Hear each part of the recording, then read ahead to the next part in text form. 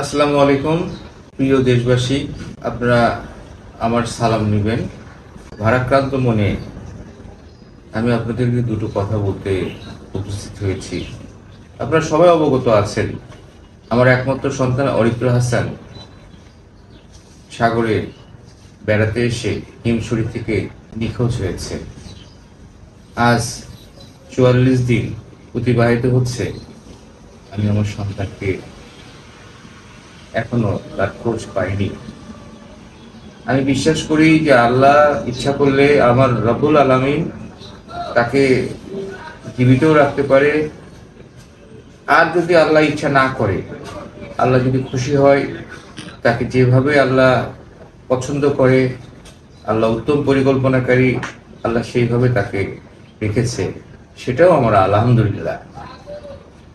তবে বাবা হিসাবে আমি এইটুকু চাই, আমার সন্তানের শেষ অবশিষ্টাংশটা যেন রাব্বুল আলামিন ফিরিয়ে দেয়। বসুন্ধরা টিস্যু, অশুদ্ধতার বিরুদ্ধে এক বিন্দুও ছাড় নয়।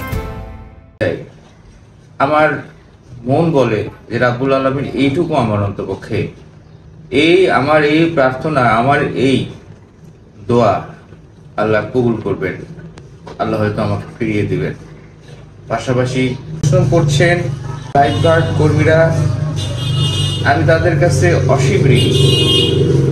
প্রথম দিন থেকে আজ পর্যন্ত আপনারা যেভাবে আমার সন্তান অরিত্র হাসানের জন্য আপনারা কাজ করে যাচ্ছেন, একটা পয়েন্ট থেকে সৈকতের আর একটা পয়েন্টে যেভাবে আপনারা তন্ন তন্ন করে খুঁজছেন অরিত্র হাসানকে, প্যারাবন কোথায় ঝাউবন, সব জায়গায় আপনারা যেভাবে খুঁজে বেড়াচ্ছেন, বিশ্বাস করুন, মন থেকে বলছি, আপনাদের এই ঋণ আমি কোনোদিন কোনো কিছু দিয়েই আমি শোধ করতে পারবো না।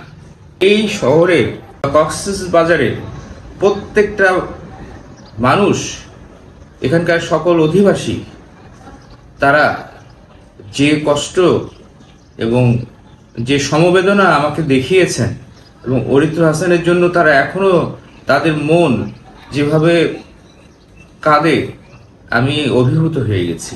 আমি তাদের সবার কাছে ঋণী, এবং তাদের কাছেও আমার অনুরোধ থাকবে, আপনারাও আমার ছেলেকে খুঁজে পেতে আমাকে সব সময়ের জন্য সহযোগিতা করবেন।